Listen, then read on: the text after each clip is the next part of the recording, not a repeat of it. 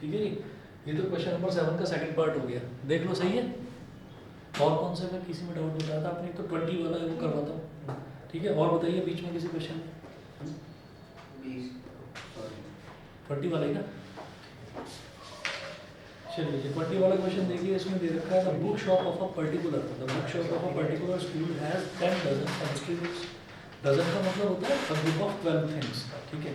तो 10 dozen chemistry books, 8 dozen physics books, 10 dozen economics books. There selling prices are ₹80, ₹60 and ₹40 each respectively. तो जो selling price है वो dozen के हिसाब से नहीं दे रखा है, वो एक बुक के हिसाब से दे रखा है। फिर बोल रहा है find the total amount the book shop will receive from selling all the books using matrix algebra. तो total amount the book shop will receive from selling all the books, यानी कि जो टोटल अमाउंट हमको आएगी तो वो selling price मेरे को निकालना है। तो the book shop of a particular school has 10 dozen chemistry books. तो यहाँ पर ऐसे लिखेंगे सबसे पहले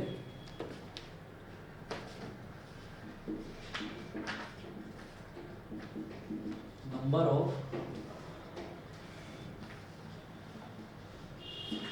chemistry books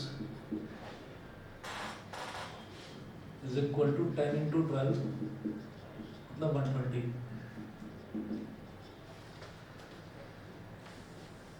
number of physics books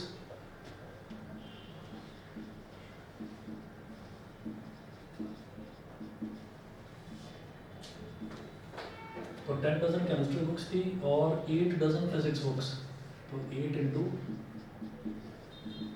12 यानी कि 96। और 10 dozen economics books, number of economics books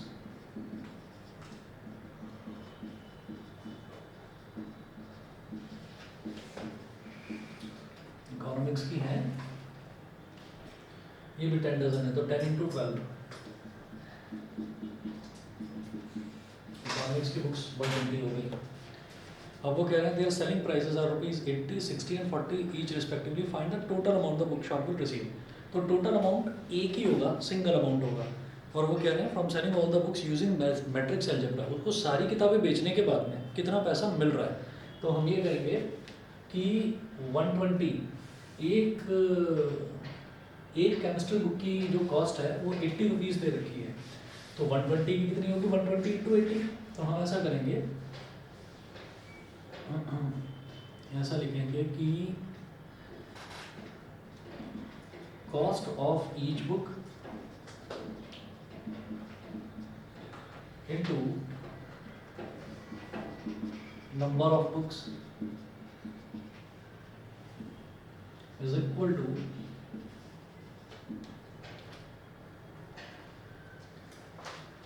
amount received by book seller.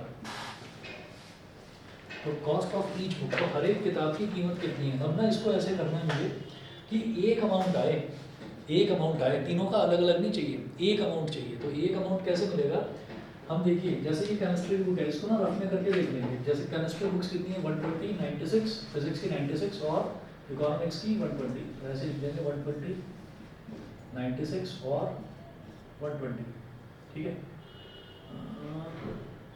ये मैट्रिक्स किस ऑर्डर की बन गई, 3/1, ठीक है। तो इसके बाद में मल्टीप्लाई ना करके इसके पहले मल्टीप्लाई करेंगे, क्योंकि मुझे रिजल्टेंट मैट्रिक्स ना 1/1 ऑर्डर में चाहिए। 1/1 ऑर्डर में क्या होता है, एक ही एलिमेंट होता है, ठीक है। तो क्या करेंगे, कॉस्ट ऑफ ईच बुक, तो कॉस्ट ऑफ ईच बुक को बनाएंगे 1/3। तो कॉस्ट ऑफ ईच बुक कितनी कितनी दे रखी है, केमिस्ट्री वाली 80 रुपये की, वो 60 की और 40, 80, 60 और 40, 80, 60, 40। तो ये क्या हो गया, एक रो है और 3 कॉलम है, तो 1/3। तो इसका नंबर ऑफ कॉलम और इसका नंबर ऑफ रोज इक्वल है। जब ये दोनों इक्वल है तो रिजल्टेंट मैट्रिक्स 1/1 की बनेगी, ठीक है। तो और उसमें हम देखेंगे भी क्या है कि 80 रुपीज़ क्या है केमिस्ट्री की एक बुक की कॉस्ट, ठीक है। और केमिस्ट्री की नंबर ऑफ बुक्स कितनी है 120, 80 into 120 plus 60 into 96 plus 40 into 120। तो एक सिंगल अमाउंट आ जाएगा जो ये सारी किताबें बेचने के बाद में बुक सेलर को मिलेगा। समझ गए, ठीक है। तो ये लिखेंगे यहाँ पर, therefore amount received is equal to 80, 60, 40 into 120, 96, 120। ठीक है, ये रफ में करके देख लिया मैंने। रफ में क्यों करके देखा? क्योंकि मुझे ये समझ में आ रहा है यहाँ पर कि मुझे एक ही यहाँ पर आउटपुट में एक ही एलिमेंट चाहिए। वो एक ही एलिमेंट कब बनेगा? जब 1 by 1 की मैट्रिक्स हो। तो 1 by 1 की मैट्रिक्स के लिए इसको बाद में मल्टीप्लाई नहीं करेंगे, इसको पहले मल्टीप्लाई करेंगे। ठीक है, बाद में भी हो सकता है कि मल्टीप्लाई, बाद में भी हो सकता है। अगर 1 by 3 का बनाएंगे तो इसका नंबर ऑफ कॉलम और इसका नंबर ऑफ रो 1 1 दोनों कॉमन हो जाएगा, लेकिन रिजल्टेंट मैट्रिक्स 3 by 3 की बनेगी। तो 3 by 3 का तो नहीं चाहिए ना मेरे को, इतना बड़ा तो नहीं चाहिए। तो हमको तो सिंगल अमाउंट चाहिए, कि सिंगल अमाउंट की मतलब सारी किताबें बेचने के बाद उसके पास टोटल एक अमाउंट कितना आ जाए। तो इसलिए 1 by 3 को इधर मल्टीप्लाई कर दिया, प्री मल्टीप्लाई। ठीक है,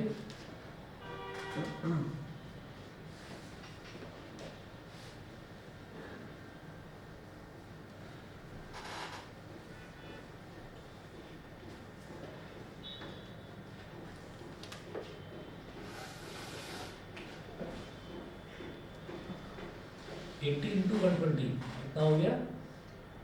12 8 का 96, 9600 प्लस 60 इंटू 96, तो 6 6 का 36, 6 9 का 54 और 3 57, 5760। 40 इंटू 120, 12 4 का 48 और उसके आगे 2 0। ठीक है, अब इनको सबको ऐड करेंगे तो 0 प्लस 0 प्लस 0, ये तो हो गया 0। 0 प्लस 6 प्लस 0, ये हो गया 6। 6 plus 7 13, 13 plus 8 21, 2 carry. 2 plus 9 11, 11 plus 5 16, 16 plus 4 20। Total amount received that is 20,160। 20,160। ठीक है जी। उसके बाद देखेंगे क्वेश्चन नंबर 21 और क्वेश्चन नंबर 22। 22 के बाद फिर ये ट्रांसपोज वाला देखेंगे। ठीक है, 1 मिनट दीजिए, 1 मिनट में।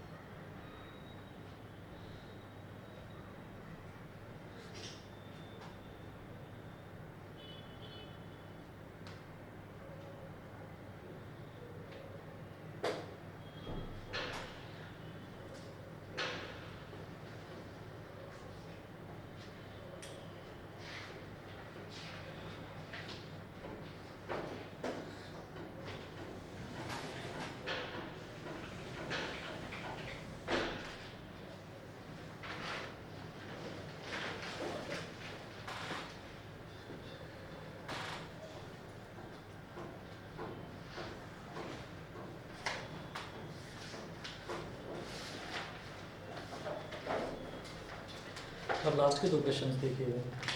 इसमें क्या है वो देखिए कि जैसे क्वेश्चन नंबर 21 है, द रेस्ट्रिक्शन ऑन n। सबसे पहले तो देखिए दोनों ही क्वेश्चन में जो डेटा दे रखा है, assume x y z w and capital P are matrices of the order 2 by n, 3 by k, 2 by p, n by 3 and p by k respectively. तो ये सबके ऑर्डर्स दे रखे हैं, जो मैट्रिसेस हमको दिए हैं उनके सबके ऑर्डर्स दे रखे हैं। फिर कह रहे हैं the restriction on n k, question number 21, the restriction on n k and p so that p x plus W Y will be defined R. ठीक है, तो अब मेरे को restriction on n k and p, तो n k और P पर क्या रेस्ट्रिक्शन हो सकता है, मतलब एन किसके इक्वल होगा या किसके इक्वल नहीं होगा, वो रेस्ट्रिक्शन बताना है। ये जो 4 ऑप्शंस दे रखे हैं इनमें से, तो सबसे पहले जो मैट्रिसेस दे रखी हैं उनके जो ऑर्डर दे रखे हैं उन ऑर्डर्स को एक जगह लिख लेंगे। और इस क्वेश्चन में मुझे फंडा वही लगाना है कि 2 मैट्रिक्स मल्टीप्लाई तभी हो सकती हैं जब पहले वाली मैट्रिक्स का कॉलम और दूसरे वाली का रो वो दोनों इक्वल हो, तभी मल्टीप्लिकेशन पॉसिबल है, नहीं तो नहीं है पॉसिबल।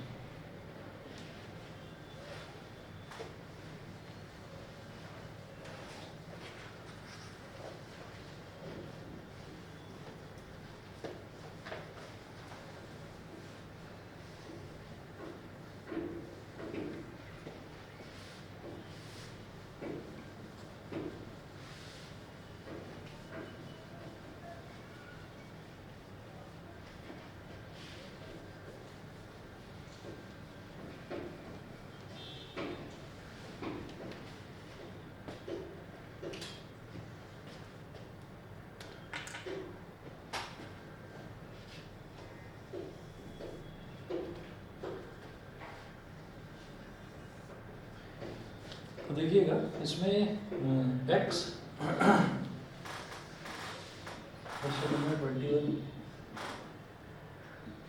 मैट्रिक्स x जो दे रखी है इसमें ऐसे एक स्क्वायर ब्रैकेट लगा लीजिए, और स्क्वायर ब्रैकेट लगाकर कितने एलिमेंट्स है वो छोड़ो, बाहर जो है लिखना है कि इसका ऑर्डर क्या है। इसको ऑर्डर दे रखा है 2/n, 2/n, ये तो x हो गया। फिर y का ऑर्डर दिया है 3/k,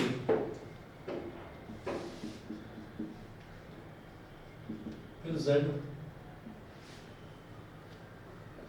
का ऑर्डर दिया है 2/p, x y z, फिर w का ऑर्डर दे रखा है n/3,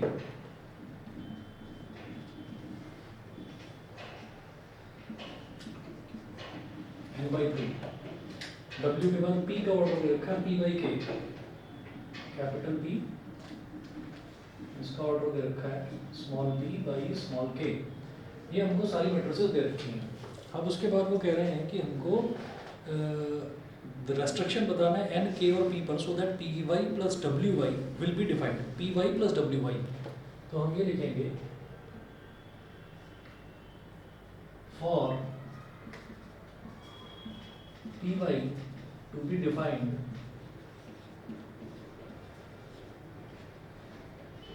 इधर p इंटू वाई, मतलब ऐसे लिखेंगे p/k इंटू वाई क्या हो जाएगा 3/k,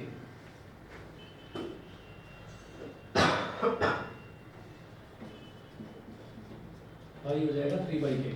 तो एक चीज क्या जरूरी है कि ये कब डिफाइन होगा, ये 2 मैट्रिक्स कब मल्टीप्लाई होंगी, जब ये इसका नंबर ऑफ कॉलम और इसका नंबर ऑफ रोज ये दोनों के दोनों इक्वल हो जाएंगे। तो पहली कंडीशन तो ये है कि k must be equal to 3, एक तो k 3 के इक्वल होगा, ठीक है, तभी पी वाई डिफाइंड होगा। ठीक है, फिर हम ये कहेंगे कि now order of P Y will be, P Y का ऑर्डर क्या हो जाएगा p/k। ये समझ गए कि नहीं भाई, इसका नंबर ऑफ कॉलम्स और इसके नंबर ऑफ रोज ये दोनों इक्वल होने चाहिए तभी मल्टीप्लिकेशन होगा, और जब मल्टीप्लिकेशन हो जाएगा तो जो मैट्रिक्स आएगी उसका ऑर्डर क्या होगा p/k। यहाँ तक क्लियर? ठीक है, अच्छा पी वाई में क्या ऐड कर रहे हैं W Y, for W Y to get added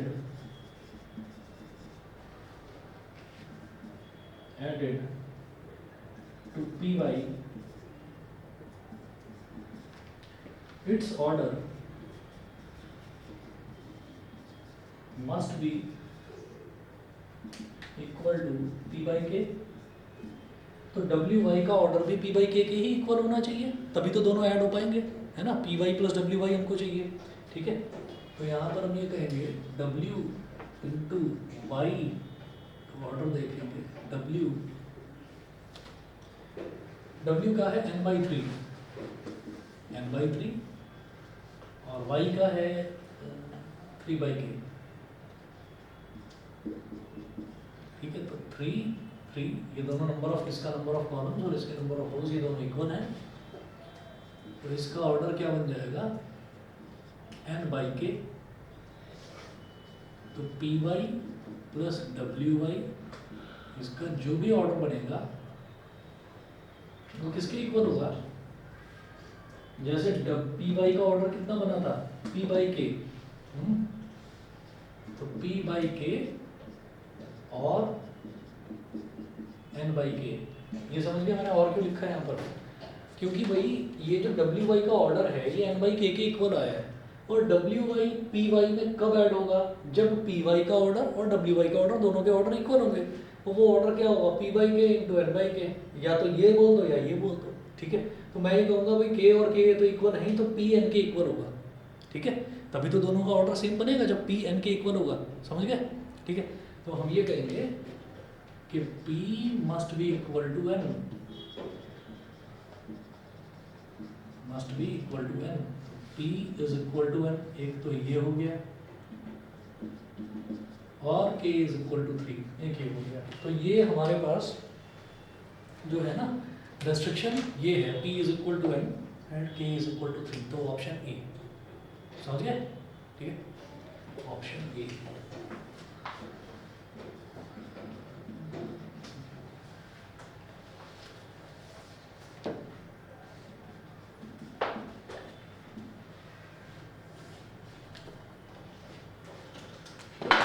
अगला देखते हैं जरा।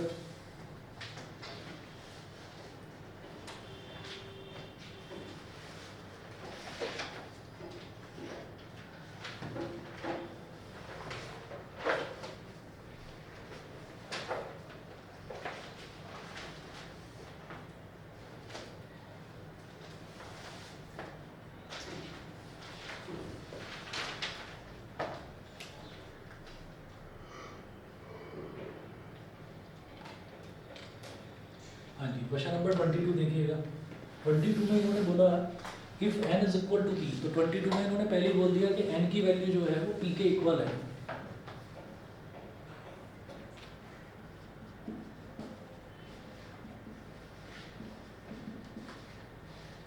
If n is equal to p, then the order of the matrix 7x minus 5z is, मेरे को 7x minus 5z का ऑर्डर बताना है।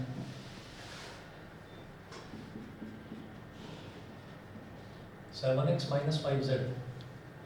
अब जो 7x है, 7 तो एक कांस्टेंट है ना, कांस्टेंट को अगर मैं x में मल्टीप्लाई कर भी दूंगा तो x का ऑर्डर जो है वही 7x का ऑर्डर होगा। ठीक है, तो x का ऑर्डर क्या है? 2/n, 2/n minus 5z, z का ऑर्डर कितना है? 2/p, 2/p। अच्छा, तो दो मैट्रिक्स का एडिशन या सब्ट्रैक्शन तभी पॉसिबल होता है जब दोनों का ऑर्डर सेम हो बिल्कुल। ठीक है, ऑर्डर तो सेम हो ही जाएगा। देखिए इसके नंबर ऑफ रोज, इसके नंबर ऑफ रोज सेम है, और n is equal to p दे ही रखा है।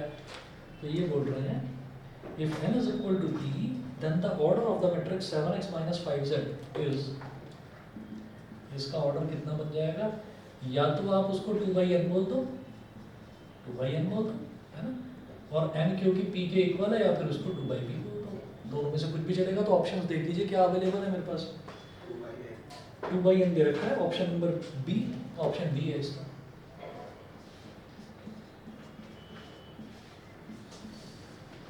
ठीक है जी, समझ गए ये दोनों क्वेश्चन? अच्छा, मेरे को सभी बच्चे ये बता दीजिए क्वेश्चन नंबर 19 कर लिया था आपने? ट्रस्ट फंड ऑफ ₹30,000 सभी ने कर लिया था?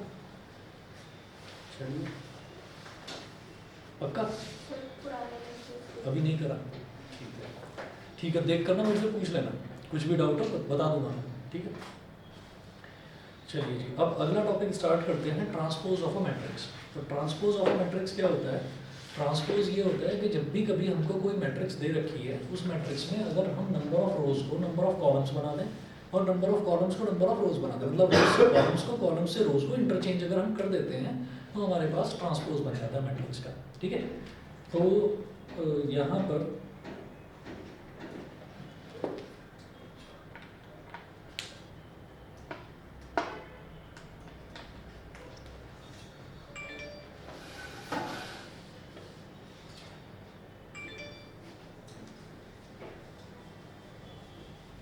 हेडिंग डालिएगा transpose of a matrix.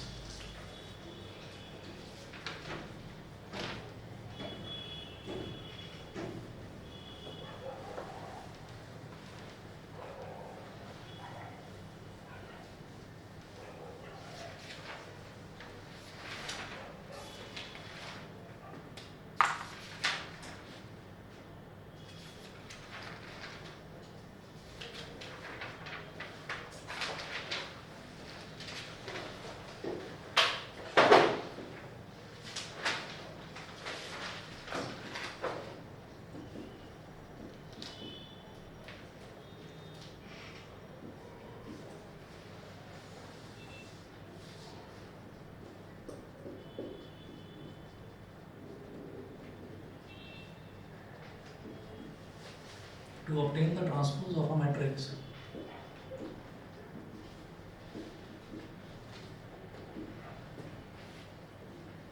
we simply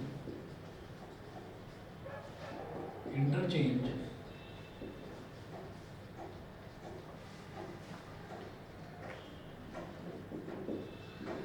rows with columns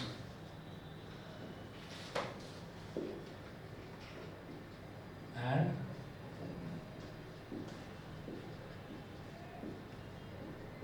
columns with rose.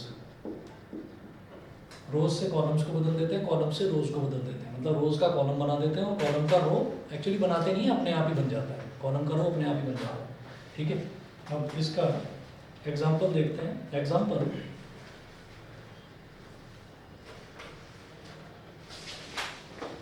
If a is equal to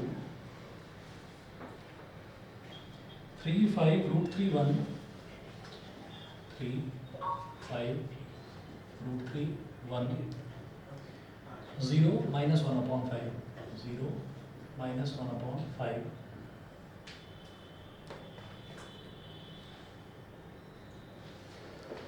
और यहाँ 3/2। ठीक है, देन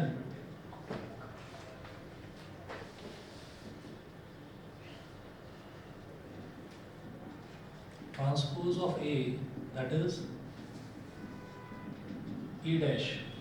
ये क्या होगा, जैसे ये पहली रो है, इसका पहला कॉलम बना दो, तो 3 5, ये दूसरी रो है, इसका दूसरा कॉलम बना दो, रूट 3 1, ये तीसरी रो है, इसका तीसरा कॉलम बना दो, 0 माइनस 1 अपॉन 5, ये बन गया 2/3। तो अब आप ये देखिएगा कि मैंने रोज का कॉलम बनाया, तो कॉलम का रो अपने आप बन गया। पहला कॉलम क्या था, 3 रूट 3 0, तो ये पहला रो बन गया 3 रूट 3 0।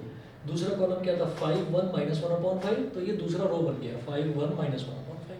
ठीक है, तो ये 3/2 इसका ऑर्डर था, ऑर्डर पलट गया 2/3 हो गया, बस ये ट्रांसपोज होता है।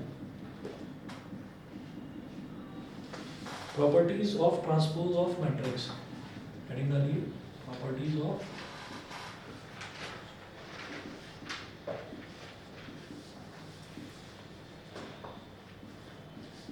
properties of transpose of a matrix।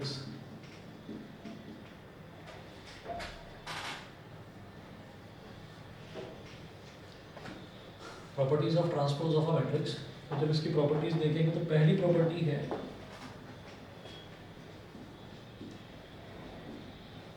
A dash का डैश कर दिया जाएगा। अगर कोई मैट्रिक्स है उसके कॉम्प्लीमेंट का कॉम्प्लीमेंट कर दिया जाए तो वो ओरिजिनल मैट्रिक्स आ जाती है। मतलब आपने पहले क्या करा, मैट्रिक्स की जो रोज थी उनका सबका कॉलम बना दिया और फिर दोबारा फिर वही काम कर दिया कि कॉलम्स का फिर से रोज बना दिया आपने, है ना। तो पहले जो रोज बनी थी उनका कॉलम बनाया, अब जो नई रोज बनी है उनका फिर से कॉलम बना दिया, तो ओरिजिनल मैट्रिक्स ही आ गई। ठीक है, तो एक मैट्रिक्स का कॉम्प्लीमेंट ये वैसी चीज हो गई जैसे कोई एक नंबर है, उसका रेसिप्रोकल लिया, उस रेसिप्रोकल का भी रेसिप्रोकल ले लिया, तो ओरिजिनल नंबर ही तो आ जाएगा, वही चीज है। सेकंड पार्ट देखिए, सेकंड प्रॉपर्टी है कि के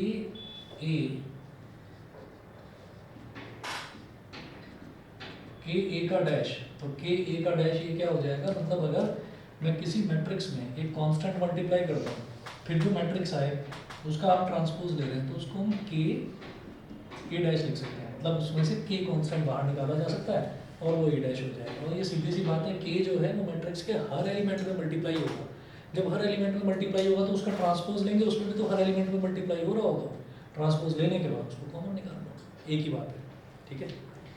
उसके बाद थर्ड देखिए,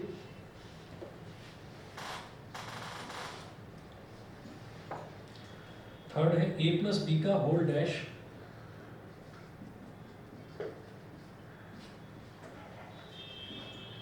is equal to a dash plus b dash. Fourth है a b का होल डैश, ये थोड़ा सा उल्टा होता है। अगर मान लीजिए दो मैट्रिक्स ऐड हो रही हैं और उनका मेरे को कॉम्प्लीमेंट निकालने के लिए बोला जाए, तो हम क्या कर सकते हैं, हम पहली मैट्रिक्स का कॉम्प्लीमेंट अलग निकाल लें, कॉम्प्लीमेंट भी बोल देते हैं ट्रांसपोज को। पहली वाली मैट्रिक्स का कॉम्प्लीमेंट निकाल लिया, दूसरी वाली मैट्रिक्स का कॉम्प्लीमेंट निकाल लिया और दोनों को ऐड कर दिया, ऐसे कर सकते हैं। ए बी का होल डैश है, तो ये जरा सा उल्टा होता है, इसमें क्या करेंगे, पहले बी डैश फिर ए डैश, ये होता है, ठीक है ना। मल्टीप्लिकेशन जो है, मल्टीप्लिकेशन में मामला उल्टा हो जाता है, बस ये याद रखिएगा। ये चार प्रॉपर्टीज हैं इसकी।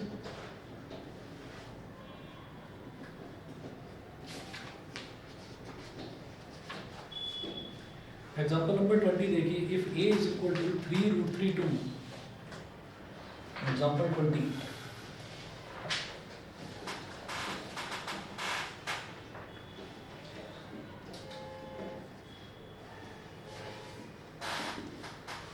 if a is equal to 3√32,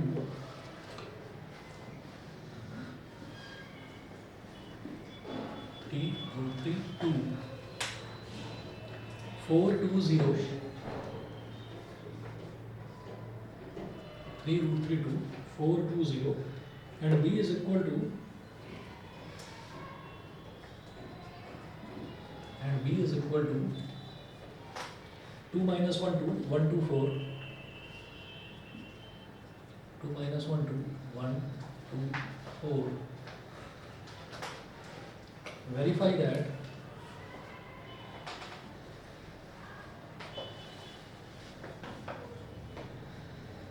Verify that. First part है a डैश का dash is equal to a, पहले तो ये वेरीफाई करना है। सेकंड पार्ट है a प्लस बी का whole dash is equal to a dash plus b dash, ये वाली प्रॉपर्टी वेरीफाई करनी है। और थर्ड है k b का whole dash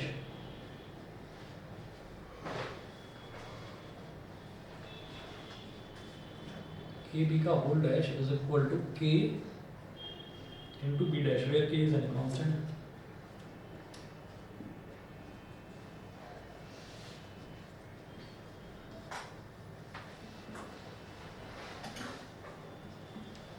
Where k is any constant. ठीक है।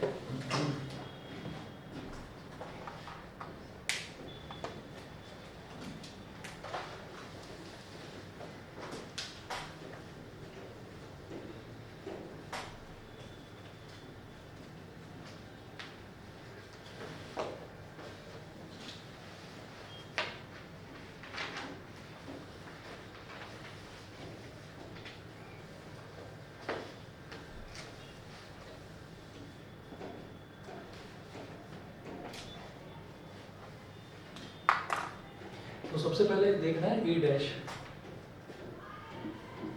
तो फर्स्ट पार्ट में लेफ्ट हैंड साइड क्या है, ए डैश का डैश, ए डैश का डैश, ए डैश क्या हो जाएगा 3√32 420, 3√32 420, इस पर डैश लगाइए, एक बड़ा ब्रैकेट लगाकर बाहर भी डैश लगा दिए, तो ए डैश का डैश, तो पहले इसका डैश करिए, मतलब इसका कॉम्प्लीमेंट है।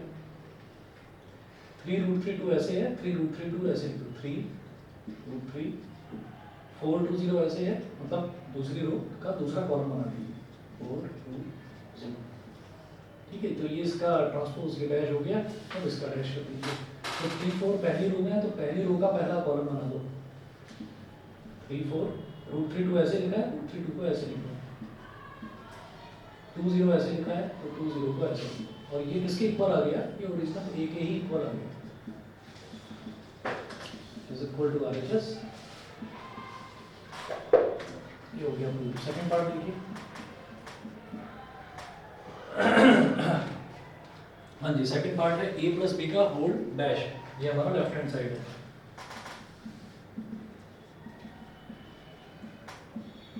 a प्लस बी का होल डैश, तो 3√3 2 4 2 0 3√3 2 4 2 0 a plus b 2 minus 1 2 1 2 4 2 minus 1 2 1 2 4, इस पूरे का डैश। पहले तो ऐड करिए 3 प्लस 2 इज 5, √3 प्लस माइनस 1 यानी कि √3 minus 1, 2 प्लस 2 मतलब 4, 4 प्लस 1 5, 2 प्लस 2 4, 0 प्लस 4 4, ठीक है। ये हो गया अभी हमारे पास a प्लस बी। अब इसका कॉम्प्लीमेंट निकालना है। ये कैसे निकलेगा? ये जो पहली रो है इसका पहला कॉलम बना दो, 5 √3 minus 1 और 4। दूसरी रो का दूसरा कॉलम बना दो, 5 4 4। ये हमारे पास LHS हो गया। अभी RHS में क्या करना है? RHS में दोनों के जो ट्रांसपोज हैं दोनों का डैश निकालकर फिर उसको ऐड करना है।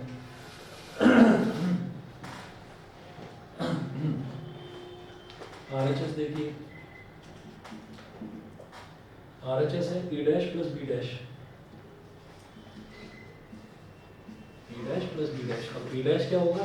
सीधा सीधा लिख रहा हूँ, 3√3 2 पहले ऐसे था, अब इसको ऐसे लिख दीजिए, 3√3 2 4 2 0, इसका दूसरा कॉलम बना दीजिए 4 2 0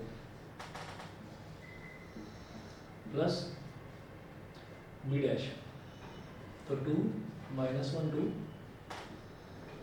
1 2 4, ठीक है। अब क्या करिए? अब दोनों को ऐड कर दीजिए, तो करस्पॉन्डिंग एलिमेंट्स ऐड होंगे। 3 प्लस 2 क्या हो गया? 5, 4 प्लस 1 ये भी 5, √3 प्लस माइनस 1 यानी कि √3 minus 1, 2 प्लस 2 मतलब 4, 2 प्लस 2 मतलब 4 और 0 प्लस 4 मतलब 4, ठीक है। तो आपका left hand side right hand side दोनों इक्वल आ गए। LHS is equal to RHS, ठीक है जी, ये भी प्रूव हो गया। इसके बाद में थर्ड देखिएगा,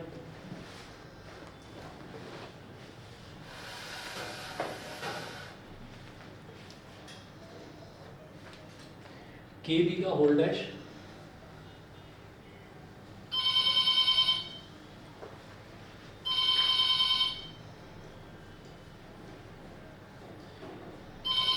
थर्ड वाला करना जरा।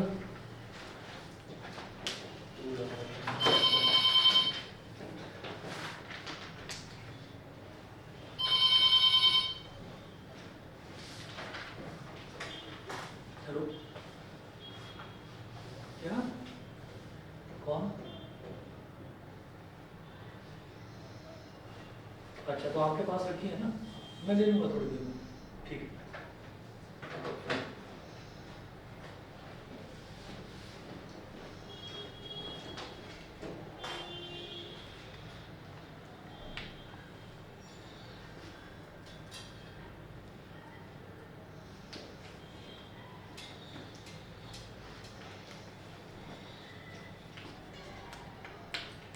थर्ड पार्ट देखिए,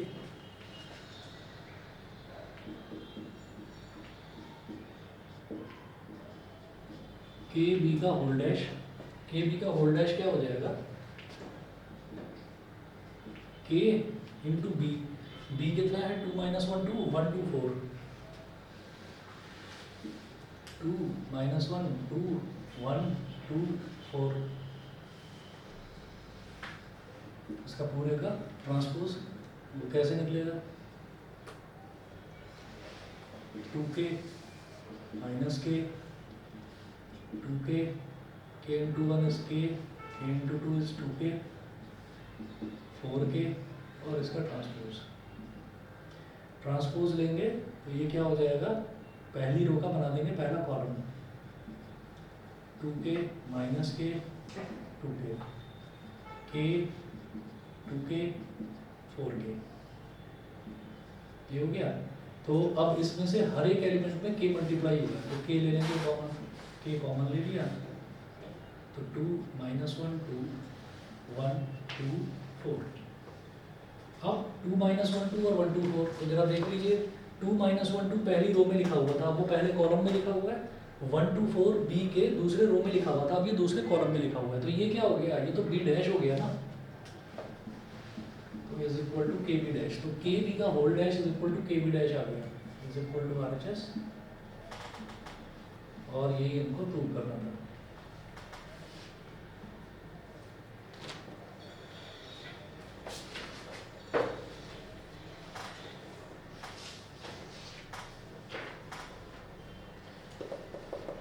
वन देखिएगा, if A is equal to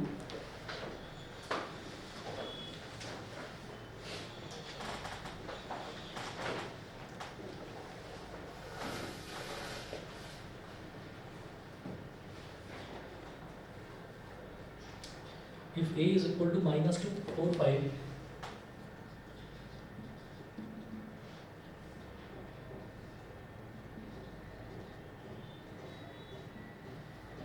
if a is equal to -2 4 5, b is equal to 1 3 -6,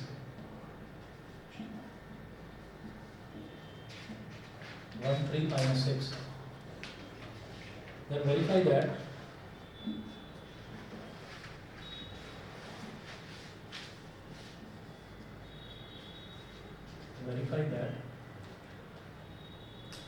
AB का whole dash is equal to B dash A dash, AB का whole dash is equal to B dash A dash. ये करना है, तो left hand side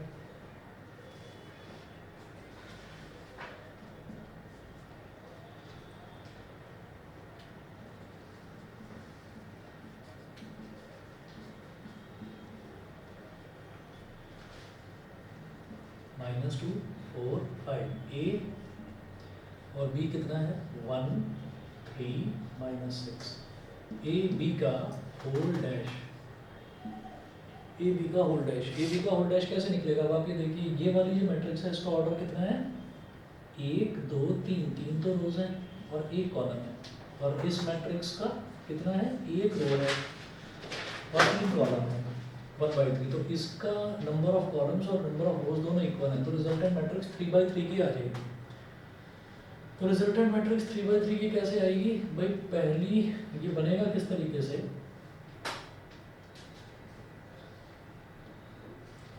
पहली रो into पहला column, तो पहली रो में एक एलिमेंट, पहले कॉलम में भी एक एलिमेंट, तो -2 × 1 -2।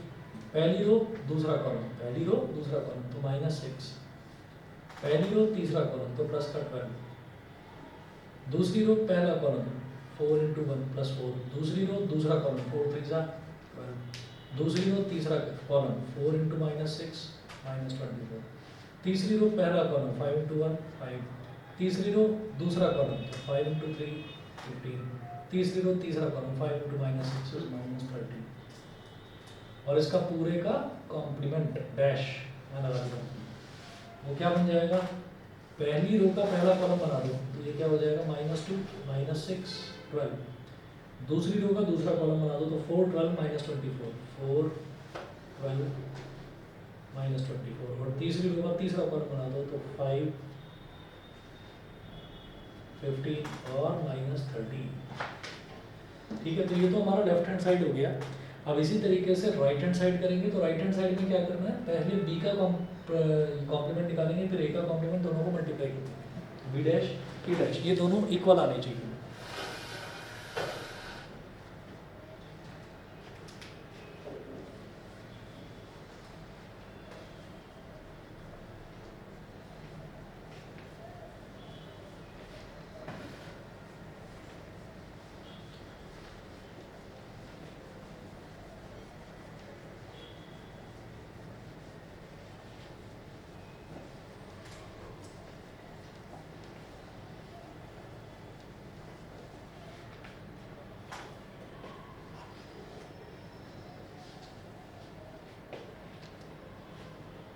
तो राइट हैंड साइड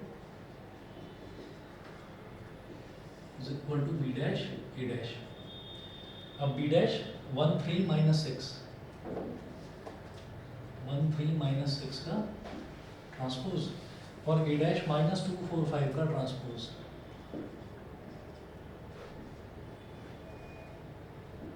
-245 का ट्रांसपोज। तो इसमें आप ये देखिए एक ही रो है तो इसका एक कॉलम बना दो।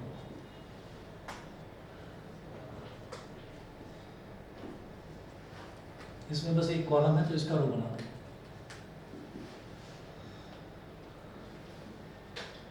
एक दो तीन, तो 3 रो और एक कॉलम 3/1, और इसमें एक रो और 3 कॉलम तो 1/3। तो इसका नंबर ऑफ कॉलम और इसका नंबर ऑफ रोज ये दोनों इक्वल है। मल्टीप्लाई करेंगे तो रिजल्टेंट मैट्रिक्स 3/3 की आ जाएगी। पहली रो पहला कॉलम तो 1 × -2 -2, पहली रो दूसरा कॉलम 1 × 4 = 4, पहली रो तीसरा कॉलम 1 × 5 = 5, दूसरी रो पहला कॉलम 3 × -2 -6, दूसरी रो दूसरा कॉलम 3 × 4 = 12, दूसरी रो तीसरा कॉलम 3 × 5 = 15, तीसरी रो पहला कॉलम -6 × 2 -2 + 12, तीसरी रो दूसरा कॉलम -24, तीसरी रो तीसरा कॉलम -30। ठीक है, तो आप ये देखिए जो हमारा ये LHS है और RHS है दोनों इक्वल आ रहे हैं। यही हमको प्रूव करना था।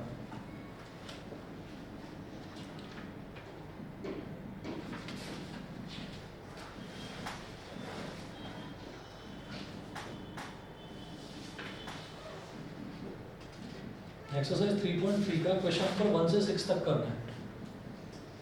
इतना होमवर्क है। इसमें सिमेट्रिक और स्क्यू सिमेट्रिक ऑर्डर नहीं है, वो नेक्स्ट क्लास में करूँगा। एक्सरसाइज 3.3 का question number 1 to question number 6 ये करना है। अच्छा, होली की छुट्टी ना हम संडे और मंडे की रखेंगे, तो आपकी तो कोई क्लास का उसमें लॉस हो ही नहीं रहा है। परसों सैटरडे है तो परसों आपको अपना रेगुलर टाइम पर आएंगे। सैटरडे को आएंगे, बाकी सब तो आएंगे ना, तो सैटरडे को रखना है। ठीक है जी, नमस्ते।